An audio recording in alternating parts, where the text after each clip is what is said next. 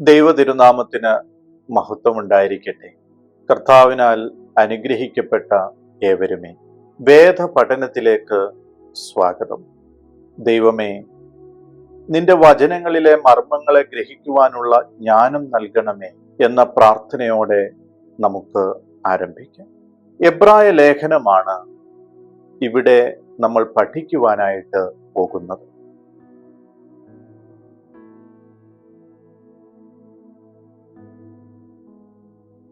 പ്രധാനമായി 4 കാര്യങ്ങൾ.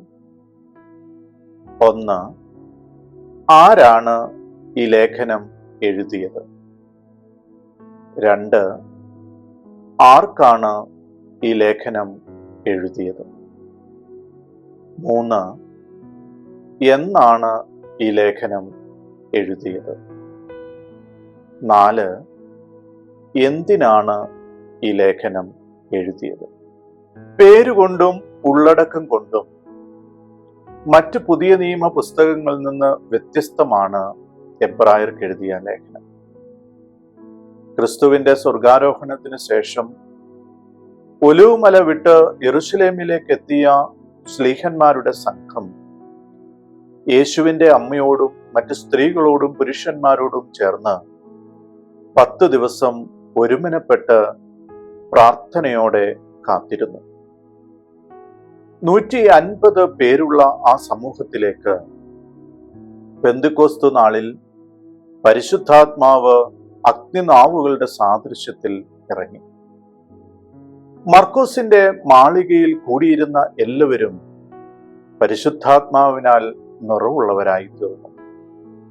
അനന്തരം പത്രോസ്ലീഹ നടത്തിയ പ്രസംഗത്തെ തുടർന്ന് വിവിധ ഭാഷക്കാരായ 3000-ഓളം ആളുകൾ സഭയോട് ചേർന്നു. ഇവർ തങ്ങളുടെ സ്വദേശങ്ങളിലേക്ക് മടങ്ങിപ്പോയി. ക്രമേണ തീവ്ര യഹൂദ മതവിശ്വാസികളിൽ നിന്നും നിലവിൽ ഉണ്ടായിരുന്ന ഭരണ അധികാരികളിൽ നിന്നും പീഡനങ്ങൾ സഹിക്കേണ്ടി വന്നു. അവരിൽ ചിലർ ക്രിസ്തീയ വിശ്വാസം ത്യജിച്ച് പഴയ വിശ്വാസത്തിലേക്ക് തിരികെ പോയി. ഈ ഒരു സാഹചര്യത്തിലാണ് എബ്രായ ലേഖനം എഴുതിയത് എന്ന് കരുതപ്പെടുന്നു. വിശ്വാസത്തിൽ നിന്നുള്ള ഒഴുകിപ്പോകിനെ നിരവധി തവണ ഈ ലേഖനത്തിൽ സൂചിപ്പിക്കുന്നത് ഇതിനെ സാധൂകരിക്കുന്നതാണ്. ക്രിസ്തുവിന്റെ അതിശ്രേഷ്ഠതയെ ഉറപ്പിച്ചു പറഞ്ഞ് വിശ്വാസ സമൂഹത്തെ അതിൽ ഉറപ്പിച്ചു നിർത്തുവാൻ ലേഖനകർത്താവ് ശ്രമിക്കുന്നു. ഇത് ഈ ലേഖനത്തിന്റെ മാറ്റ് വർദ്ധിപ്പിക്കുന്നു. 1-ാം അധ്യായം 1-ാം വാക്യം മുതൽ ക്രിസ്തുവിന്റെ അതിശ്രേഷ്ഠതയാണ് അവതരിപ്പിക്കുന്നത്. ക്രിസ്തു എല്ലാ പ്രവാചകന്മാരെക്കാളും അവരുടെ പ്രവചനങ്ങളെക്കാളും അതിശ്രേഷ്ഠമാണ്. ക്രിസ്തു മാലാഖമാരെക്കാൾ അതിശ്രേഷ്ഠനാണ്.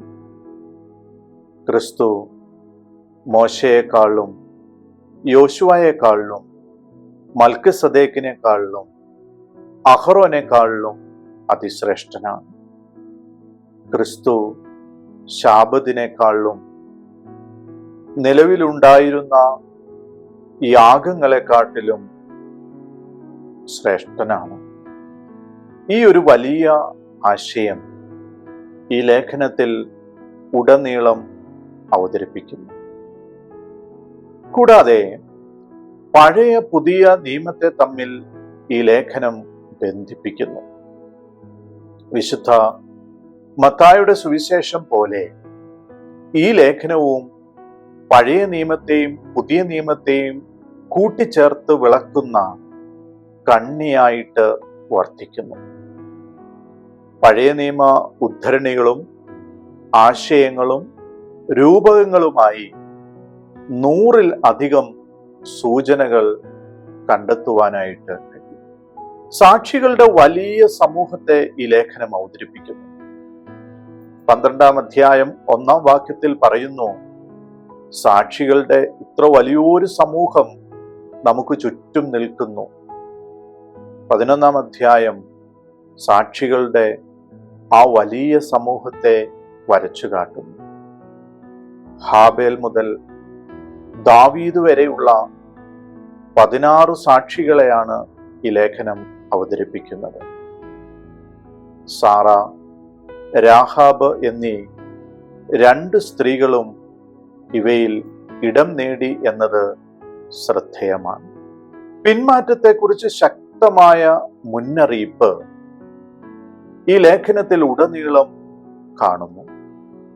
4 മുന്നറിയിപ്പുകളാണ് ഈ ലേഖനത്തിലുള്ളത്. 1, 2-ാം അധ്യായം 1 മുതൽ 4 വരെയുള്ള വാക്യങ്ങൾ. കേട്ടത് അധികം ശ്രദ്ധയോടെ കരുതുവാനുള്ള മുന്നറിയിപ്പാണ്. Warning to pay attention. രണ്ടാമതായി 3-ാം അധ്യായം 7 മുതൽ 19 വരെയുള്ള വാക്യങ്ങളാണ്. അവിശ്വാസത്തിന് എതിരെയുള്ള മുന്നറിയിപ്പാണ്. Warning against unbelief. 3, 5-ാം അധ്യായം 11 മുതൽ 14 വരെയുള്ള വാക്യങ്ങൾ മാറിപ്പോകുന്നതിന് എതിരായിട്ടുള്ള മുന്നറിയിപ്പാണ്.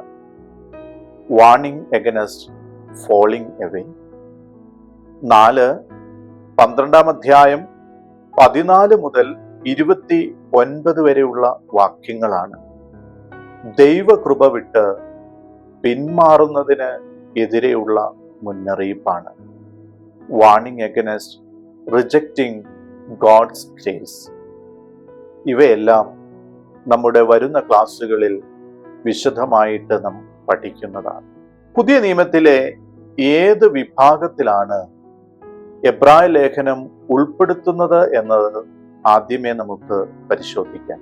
പുതിയ നിയമത്തിലെ 27 പുസ്തകങ്ങളെ 5 വിഭാഗങ്ങളായിട്ട് തിരിക്കാം. 1, സുവിശേഷങ്ങൾ. വിശുദ്ധന്മാരായ മത്തായി, മർക്കോസ്, ലൂക്കോസ്, യോഹന്നാൻ എന്നിവർ എഴുതിയ 4 സുവിശേഷങ്ങൾ. രണ്ടാമത്തേത് ചരിത്ര പുസ്തകമാണ്. പരിശുദ്ധ സഭയുടെ ഉത്ഭവവും വികാസവും വിവരിക്കുന്ന വിശുദ്ധ ലൂക്കോസ് എഴുതിയ അപ്പോസ്തല പ്രവൃത്തികൾ. മൂന്നാമത്തേത് പരിശുദ്ധനായ പൗലോസ് ശ്ലീഹായുടെ 14 ലേഖനങ്ങളാണ്. സഭകൾക്കും വ്യക്തികൾക്കും പൊതുസമൂഹത്തിനും എഴുതുന്ന 14 ലേഖനങ്ങൾ. നാലാമത്തെ വിഭാഗം പുതുലേഖനങ്ങൾ എന്ന വിഭാഗമാണ്. വിശുദ്ധരായ യാക്കോബ്, പത്രോസ്, യോഹന്നാൻ, യൂദ എന്നിവർ എഴുതിയ 7 പുതുലേഖനങ്ങളാണ് ഈ വിഭാഗത്തിൽ. 5-മതായിട്ട് യോഹന്നാനുണ്ടായ വെളിപ്പാടാണ്. പുതിയ നിയമത്തിലെ ഏക വെളിപാട് സാഹിത്യ ഗ്രന്ഥമാണ്. ഇവയിൽ പരിശുദ്ധനായ പൗലോസ് ശ്ലീഹായുടെ ലേഖന വിഭാഗത്തിൽ ഉൾപ്പെടുന്ന പുസ്തകമാണ് എബ്രായ ലേഖനം. ഇത് ഒരു പൊതു സമൂഹത്തിന് എഴുതുന്ന ലേഖനമാണ്. നിയമത്തിലെ 19-ാമത്തെ പുസ്തകമാണ്. ആകെ 13 അധ്യായങ്ങളും 302 വാക്യങ്ങളുമാണ് ഈ ലേഖനത്തിന് ഉള്ളത്. അടുത്തതായി എഴുത്തുകാരനെ സംബന്ധിച്ച് നമുക്ക് ചർച്ച ചെയ്യാം. വിശുദ്ധനായ പൗലോസ് ശ്ലീഹായുടെ ലേഖന വിഭാഗത്തിൽ ഉൾപ്പെടുന്നതാണ് എന്ന് ഞാൻ ആദ്യമേ ഓർമ്മിപ്പിച്ചുവല്ലോ. നിലവിൽ 2 വാദഗതികളാണ് ഇതിന്റെ എഴുത്തുകാരനെ സംബന്ധിച്ച് ഉള്ളത്. ചില വേദപണ്ഡിതാക്കൾ ഈ ലേഖനത്തിന്റെ എഴുത്തുകാരൻ പൗലോസ് അല്ല എന്ന് വാദിക്കുന്നു. ചിലർ ബർണബാസ് ആണ് എന്നും ചിലർ അപ്പല്ലോസ് ആണ് ഇതിന്റെ എഴുത്തുകാരൻ എന്നും അഭിപ്രായപ്പെടുന്നു. ശ്ലീഹായുടെ ലേഖനങ്ങൾക്ക് എല്ലാം അടിസ്ഥാനപരമായ 6 പൊതു സ്വഭാവങ്ങൾ ഉണ്ട്. എന്നാൽ ഈ ലേഖനത്തിന് അവ കാണുന്നില്ല എന്ന വാദഗതിയിലാണ് അവർ ഇങ്ങനെ പറയുന്നത്. പൗലോസ്ലീഹായുടെ ലേഖനങ്ങളുടെ എല്ലാം അടിസ്ഥാനപരമായ 6 പൊതു സ്വഭാവങ്ങൾ. ഒന്ന്, ആരാണ് എഴുത്തുകാരൻ എന്ന് സ്വയം വെളിപ്പെടുത്തും. റോമർക്ക് എഴുതിയ ലേഖനം 1-ാം അധ്യായം 1-ാം വാക്യത്തിൽ പറയുന്നു, ശ്ലീഹായും യേശു മശീഹായുടെ ദാസനുമായ പൗലോസ് എഴുതുന്നത് എന്നാണ്. തന്റെ ലേഖനങ്ങളിലെല്ലാം പൗലോസ് സ്വയം അവതരിപ്പിക്കുന്ന ഒരു ശൈലി ഉണ്ട്. രണ്ടാമതായി, ആർക്കാണ് എഴുതുന്നതെന്ന് വ്യക്തമായി ലേഖനത്തിൽ പറയും. സഭയ്ക്കാണ് എഴുതുന്നതെങ്കിൽ സഭയുടെ പേര്, വ്യക്തികൾക്കാണ് എഴുതുന്നതെങ്കിൽ വ്യക്തികളുടെ പേര് കൃത്യമായി പൗലോസ് തന്റെ ലേഖനത്തിൽ പറയും. മൂന്നാമതായി, മുഖവരയിൽ തന്നെ ഒരു ആശീർവാദം നൽകുന്ന ശൈലി പൗലോസിന് ഉണ്ട്. സമാധാനവും കൃപയും നമ്മുടെ പിതാവായ ദൈവത്തിൽ നിന്നും നമ്മുടെ കർത്താവായ യേശു മശീഹായിൽ നിന്നും ഉണ്ടായിരിക്കട്ടെ എന്ന പൊതു ആശീർവാദം തന്റെ ലേഖനങ്ങളിലൊക്കെ കാണുന്നതാണ്. ഉദാഹരണമായിട്ട് റോമാലേഖനം 1-ാം അധ്യായം 7-ാം വാക്യം. നാലാമതായിട്ട്, ഒരു പ്രാർത്ഥന അല്ലെങ്കിൽ ഒരു നന്ദി പ്രകടനം തന്റെ ലേഖനത്തിന് മുഖവരയായിട്ട് നൽകാറുണ്ട്. അഞ്ചാമതായിട്ടാണ് ലേഖനത്തിന്റെ പ്രധാന ഭാഗത്തെ അവതരിപ്പിക്കുന്നത്. ആറാമതായി ഉപസംഹാരമാണ്. ഈ ആദ്യ 4 പൊതു സ്വഭാവങ്ങൾ എബ്രായ ലേഖനത്തിന് കാണുവാൻ കഴിയുകയില്ല. എബ്രായ ലേഖനത്തിന് പൗലോസിന്റെ ലേഖനങ്ങളുടെ പൊതുവായ ഒരു ശൈലിയില്ല. Body of the letter and conclusion, ഇവ മാത്രമാണ് ഈ ലേഖനത്തിന് ഉള്ളത്. അതുകൊണ്ടാണ് ചില വേദപണ്ഡിതാക്കൾ ഇത് പൗലോസിന്റെ ലേഖനമല്ല എന്ന് പറയുവാനായിട്ട് കാരണം. രണ്ടാമത്തെ വാദം പൗലോസ് ആണ് ഇതിന്റെ എഴുത്തുകാരൻ എന്നാണ്. എന്തുകൊണ്ടാണ് പൗലോസ് ഇതിന്റെ എഴുത്തുകാരൻ എന്ന് പറയുന്നത്? 7 കാരണങ്ങൾ ഇവിടെ അവതരിപ്പിക്കാം. ഒന്ന്, പരിശുദ്ധ സഭയുടെ പഠിപ്പിക്കലാണ്. പരിശുദ്ധ സഭ ഈ ലേഖനത്തിന്റെ എഴുത്തുകാരൻ പൗലോസ് ആണ് എന്ന് ഉറപ്പിച്ചു പറയും. സഭയുടെ വായനാക്രമത്തിൽ എല്ലാം എബ്രായ ലേഖനം പരിശുദ്ധനായ പൗലോസിന്റെ ലേഖനമായിട്ടാണ് ഉൾപ്പെടുത്തിയിരിക്കുന്നത്. രണ്ടാമത്തേത്, സഭാപിതാക്കന്മാരുടെ അഭിപ്രായങ്ങളാണ്. സഭാപിതാക്കന്മാരായ അലക്സാന്ദ്രിയയിലെ മാർ അത്താനാസിയോസും സ്വർണനാവുകാരൻ മാർ ഇവാനിയോസും സഭാചരിത്രകാരനായ യൗസേബിയോസും ഇതിനെ പൗലോസിന്റെ ലേഖനമായിട്ടാണ് അംഗീകരിച്ചത്. മൂന്നാമതായി, ക്രിസ്തുവർഷം 379 കാർത്തേജിൽ കൂടിയ കൗൺസിലിൽ ഈ ലേഖനത്തെ പൗലോസിന്റെ ലേഖനത്തിൽ ഉൾപ്പെടുത്തി കാനൂനികമായിട്ട് അംഗീകരിച്ചു. നാലാമതായി, പൗലോസ് ഉപയോഗിച്ച പഴയ നിയമ തിരുവെഴുത്തുകളുടെ സഹായത്തോടുകൂടി കാര്യങ്ങളെ സ്ഥാപിക്കുന്ന ശൈലി എബ്രായ ലേഖനത്തിലും കാണുവാൻ കഴിയും. 40 പഴയ നിയമ ഭാഗങ്ങൾ ഈ ലേഖനത്തിൽ ഉൾപ്പെടുത്തിയിരിക്കുന്നു. റോമർക്ക് എഴുതിയ ലേഖനത്തിന് ശേഷം ഏറ്റവും കൂടുതൽ പഴയ നിയമ ഭാഗങ്ങൾ ഉപയോഗിച്ചിരിക്കുന്ന ലേഖനം എബ്രായ ലേഖനമാണ്. അഞ്ചാമതായിട്ട്, പത്രോസിന്റെ ലേഖനത്തിൽ നിന്നുള്ള സൂചനയാണ്. പത്രോസിന്റെ 2-ാം ലേഖനത്തിൽ പറയുന്നു, ഞങ്ങളുടെ വത്സല സഹോദരനായ പൗലോസും തനിക്ക് നൽകപ്പെട്ട വിജ്ഞാനപ്രകാരം നിങ്ങൾക്ക് എഴുതിയിട്ടുണ്ടല്ലോ. അവയിൽ ഗ്രഹിക്കുവാൻ പ്രയാസമുള്ള ചിലതുണ്ട്. 3-ാം അധ്യായം 15-16 വാക്യങ്ങൾ. എബ്രായ ലേഖനത്തിന്റെ എഴുത്തുകാരനും സമാനമായ ഒരു കാര്യം പറയുന്നുണ്ട്. 5-ാം അധ്യായം 11-ാമത്തെ വാക്യത്തിൽ ഇതിനെക്കുറിച്ച് ഞങ്ങൾക്ക് വളരെ പറയുവാനുണ്ട്, എങ്കിലും നിങ്ങൾക്ക് കേൾപ്പാൻ ബലഹീനതയുള്ളതുകൊണ്ട് തെളിയിച്ചു തരുവാൻ വിഷമം എന്നാണ് പറഞ്ഞിരിക്കുന്നത്.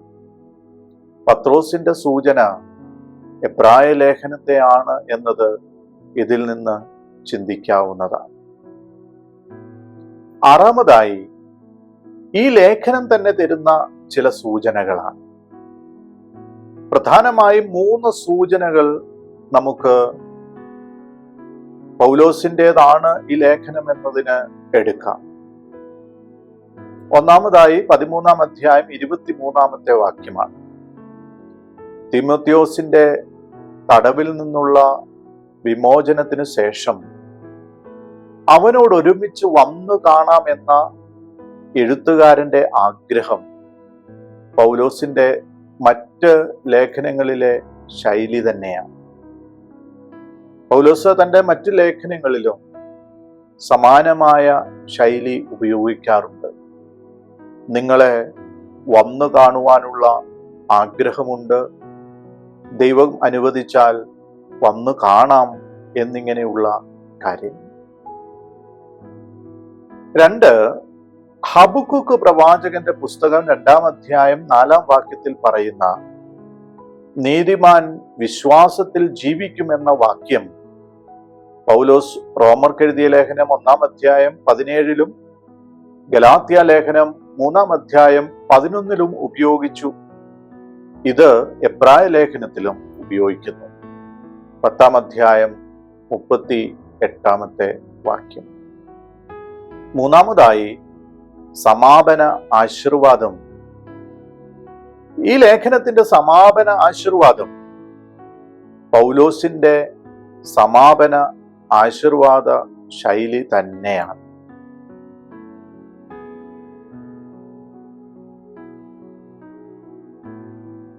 ലേഖനത്തിൽ ആർക്ക് എഴുതി എന്ന് രേഖപ്പെടുത്തിയിട്ടില്ല. ലേഖനത്തിന്റെ വിശദമായ പഠനത്തിൽ ഇത് ചിതറിപ്പാർക്കുന്ന യഹൂദ ക്രിസ്ത്യാനികളെ ഉദ്ദേശിച്ചാണ് എന്നത് മനസ്സിലാക്കുക. ലേഖനത്തിന്റെ ശീർഷകത്തിലുള്ള സൂചന എബ്രായർ എന്നാണ്. എബ്രായർ എന്നതുകൊണ്ട് യഹൂദ ക്രിസ്ത്യാനികളെ സൂചിപ്പിക്കുന്നു എന്ന് കരുതാം. അതിനെ സമർത്ഥിക്കുന്ന സൂചനകൾ 1, പഴയ നിയമ ഉദ്ധരണികളാണ്. 2, പഴയ നിയമ ആശയങ്ങളാണ്. 3, മോശ, യോശുവ എന്നീ ഇസ്രായേൽ നേതാക്കന്മാരെ കുറിച്ചുള്ള വിവരണമാണ്.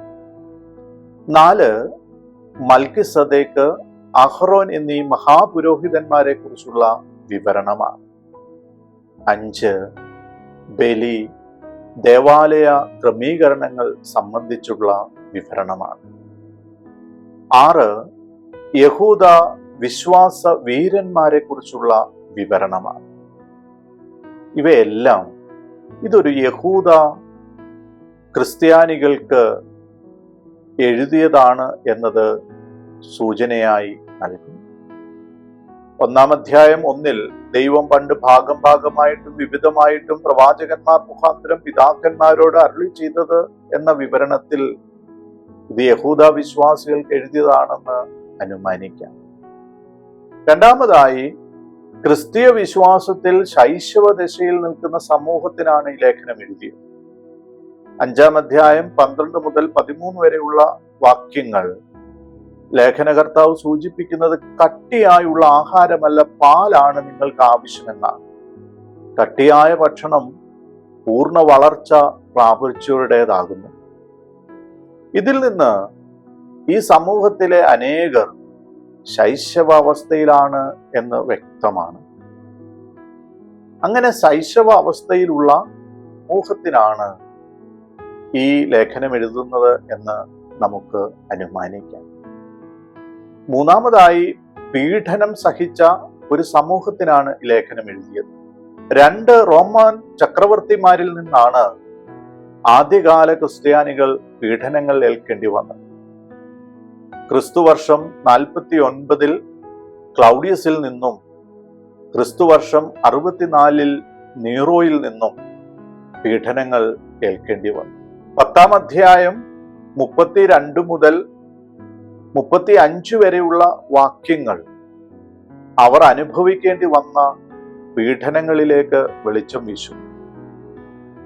അതിലിങ്ങനെയാണ് പറയുന്നത്: എന്നാൽ നിങ്ങൾ പ്രകാശനം ലഭിച്ച ശേഷം നിന്ദകളായും പീഡകളാലും കുത്തുകാഴ്ചകളായി ഭവിച്ചും ആ വക അനുഭവിക്കുന്നവർക്ക് കൂട്ടാളികളായി തീർന്നും ഇങ്ങനെ കഷ്ടങ്ങളാൽ വളരെ പോരാട്ടം കഴിച്ച പൂർവകാലം ഓർത്തുകൊള്ളുവീൻ എന്നാണ്. കൂടാതെ 12-ാം അധ്യായം 3-4 വാക്യങ്ങളിലും 13-ാം അധ്യായം 3-ാം വാക്യത്തിലും ആ സമൂഹം അനുഭവിച്ച പീഡനങ്ങളുടെ സൂചന കാണുവാനായിട്ട് കഴിയും.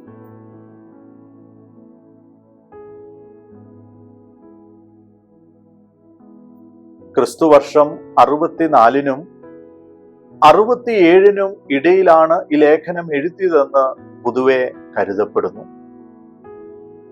13-ാം അധ്യായം 23-ാം വാക്യത്തിലെ തിമോത്തിയോസിന്റെ തടവിൽ നിന്നുള്ള വിമോചനത്തിന്റെ സൂചന, പത്രോസിന്റെ 2-ാം ലേഖനത്തിലുള്ള സൂചന, യെരുശലേം ദേവാലയത്തെക്കുറിച്ചും അതിന്റെ സംവിധാനങ്ങളെക്കുറിച്ചും എബ്രായ ലേഖനത്തിലുള്ള സൂചനകൾ ഇതിനെ സാധൂകരിക്കുന്നു.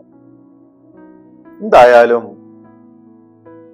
AD 70-ന് മുമ്പാണ് ഈ ലേഖനം എഴുതിയതെന്ന് നിസ്സംശയം പറയുവാനായിട്ട് കഴിയും.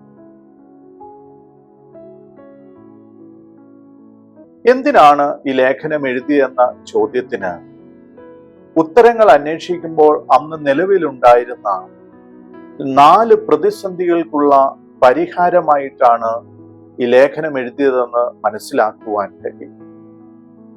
അവ: 1, കേട്ട വചനത്തിൽ നിന്ന് വ്യതിചലനം സംഭവിച്ചു എന്നതാണ്, 2-ാം അധ്യായം 1-ാം വാക്യം.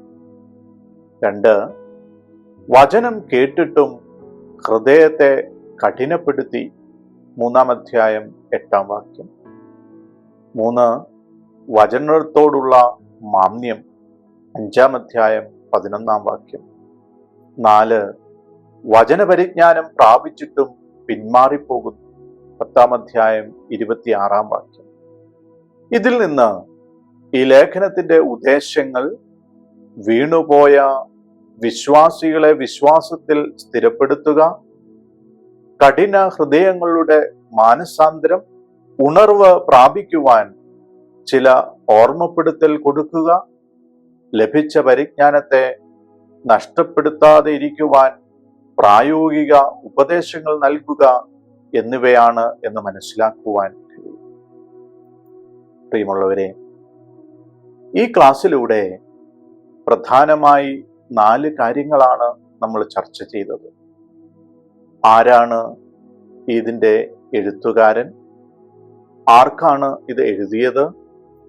എന്നാണ് ഇത് എഴുതിയത്? എന്തിനാണ് ഇത് എഴുതിയത് എന്ന്. എബ്രായ ലേഖനത്തിന്റെ ആമുഖം മനസ്സിലായി എന്ന് കരുതുന്നു. അടുത്ത ക്ലാസ്സിൽ എബ്രായ ലേഖനത്തിന്റെ ഘടനയെപ്പറ്റി ചർച്ച ചെയ്യാം.